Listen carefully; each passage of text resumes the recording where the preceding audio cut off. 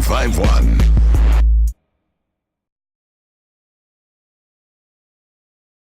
It's your main man, EmEz, the orator, ain't nothing greater, and this is the Sunday Sit Down with Across from me this afternoon.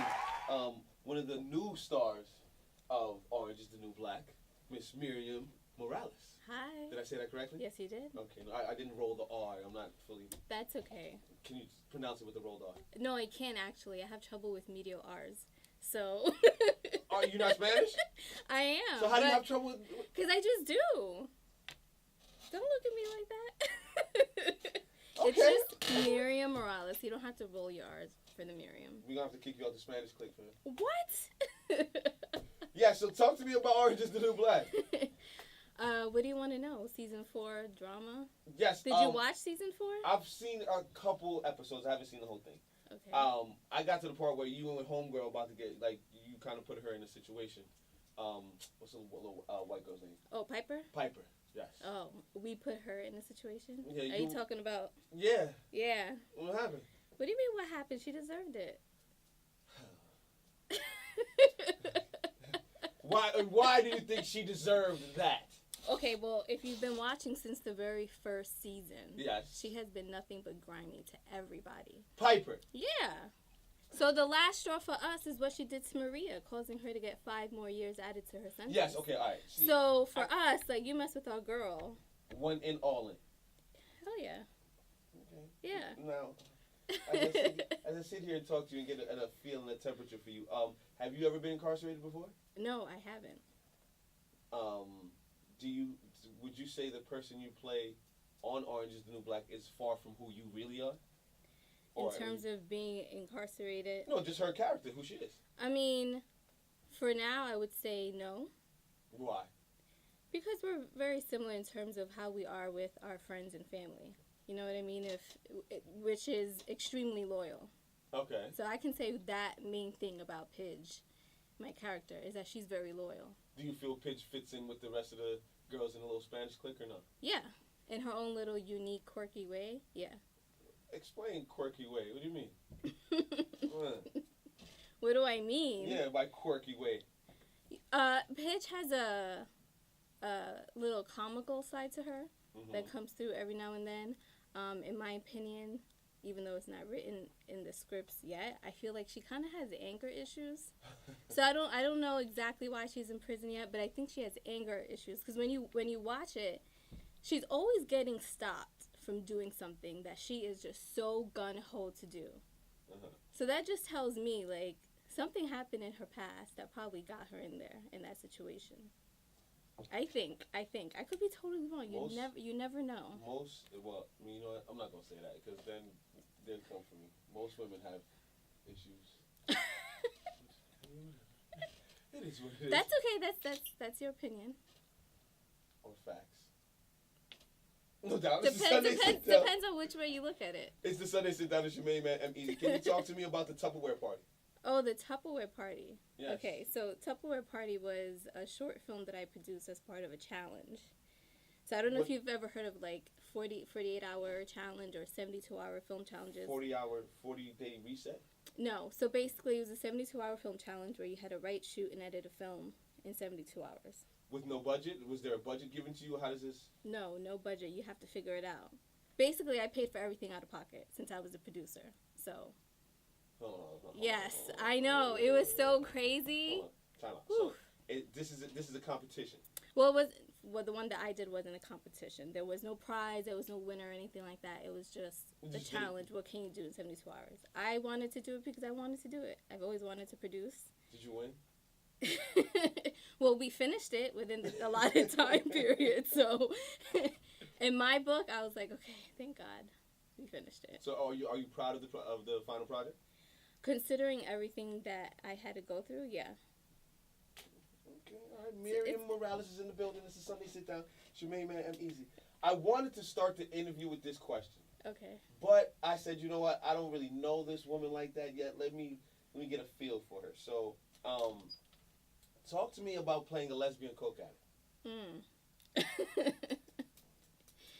You see how I wanted to start with that one. Yeah, of course you would.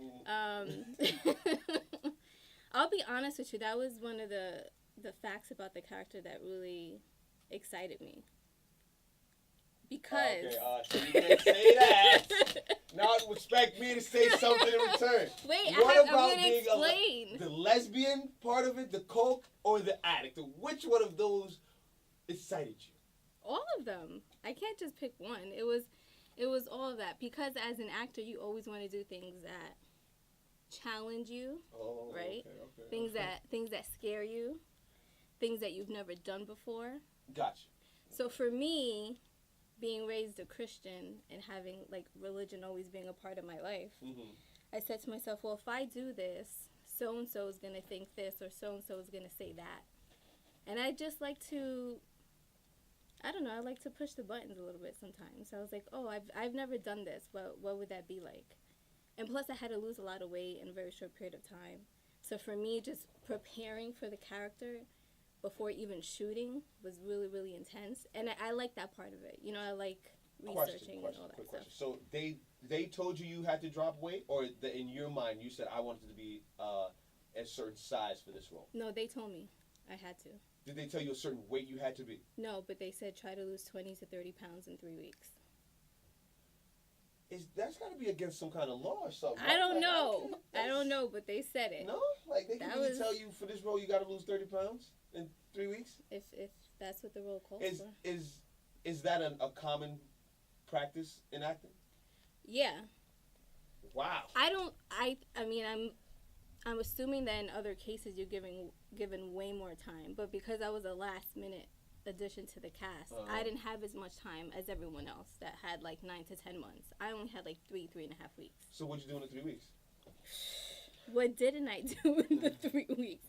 I did everything. I worked out twice a day. Are you vegan? No, I'm not. Are you vegetarian? No. Oh, okay, I'm just asking because all the healthy people are vegans or something. That's true, but I don't know. Like that's commitment to be vegan. I mean, if you committed to lose 20 pounds in 3 weeks, that's commitment as well, Miriam. Well, thank you for saying that, because I felt like I wasn't doing enough. I mean, I fasted, I did the master cleanse, like you name it. I was just like tummy teas and all that. Well, I didn't do the tummy teas, but if I knew about them at that time, I probably would have tried all of them. So, are you still currently developing and writing scripts and shows and movies and stuff? No, not really. The last short film that I wrote, it's just sitting there. Something that I'll probably touch on later. But what's it about? What's it about? It's a short based off my sister's experience. Your sister's experience? Yes. What? When she was in jail. And just the whole emotional process. I don't know, Miriam. I don't know, son. What's this? I don't know. No, you're playing someone's in jail. Now your sister had a role in jail. You sure you've never been incarcerated? No, I haven't. If I was, I'd say that. Okay, so just sit down and easy. How do you feel Latinas are represented on TV and in mainstream television? Well, we have a long way to go. We've come a long way, but there's still so much more that needs to be done. I feel like there are... See, it's such a tricky topic because it's very easy to say that there's all these stereotypical roles on TV, which there are.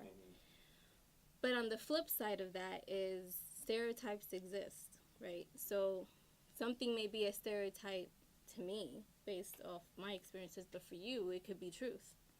You know, so in that sense, I mean, I think the important thing is to not have the same perpetual negative portrayal of Latinas on TV. When it comes to stereotypes, that's gonna always be split down the middle. Okay, so J-Lo is supposed to be playing Griselda Blanco. I just heard about that.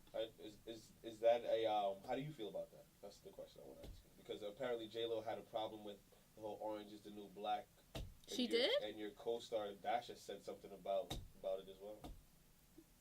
Because apparently, allegedly, I didn't know. Allegedly, Dasha was like all these women having problems with jail portrayal now wants to play a big drug cartel chick.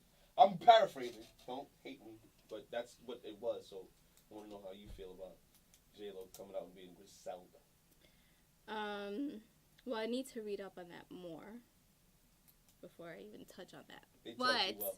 Good political answer. But no one taught me anything. But Griselda Blanco is based. That's a real person. Yeah. So I mean, what can I say about it? She's portraying someone that really went through that. Okay. Oh yes, I wanted to make sure I asked you about the foundation in honor of your cousin. Mm-hmm. Can you talk about that a little bit? Well, I don't have a foundation in honor of my cousin, but it's something that I would like to start in the future. My cousin Jonathan was born with a very rare disease called Smith-Magenis Syndrome. He's like on the extreme end when it comes to deformities and things like that. So he just turned 25 years old. They said he wouldn't live to see a year old. Wow. He doesn't walk. He doesn't talk. He has a trach now. What's that? Like the little thing here. Okay. Yeah. And he eats through a G-tube. So very little is known about the disease. And for me, personally, I would like to have a foundation in his name just to try to have more research and funds available so that we can just learn more about it and how it could be prevented, if it can be prevented. What's it called again? Smith-Magenis Syndrome. Gotcha. Wow. It's pretty serious. Yeah. It's the Sunday Sit Down. It's your main man, EmEz. What are your goals after Orange is the New Black? What do you be working on? Well, as of now, it's just Orange, but in the future, I would like to do a lot more TV and film. Those are my ideal goals. I would like to write and direct a feature, or at least just write a feature and have someone else direct it, because I love writing. That's like my second love after acting. And why not have it all? Like, I have a passion for fashion and beauty, so maybe a fashion line, I don't know. But, yeah, those are kind of like my areas of interest that I would like to develop more. Miss Miriam Morales is working out here. Orange is the New Black. All right. Okay. All right. It's the Sunday Sit Down. It's your main man, EmEz. Dating? Single? Taken? Taken. I mean, I had to ask, right? That's okay. Yeah, ask. The question. Why not? It's part of the job description. Will you be back for the next season of Orange is the New Black? Maybe. Come on, you could answer that. We're shooting. Yeah. That's all I need to hear. Thank you. That's all you needed to know. That's it. Thank you. Miss Miriam Morales, it's a Sunday Sit Down. Thank you for coming by. Thank you for having me. Appreciate you. It's a Sunday Sit Down. Oh yeah.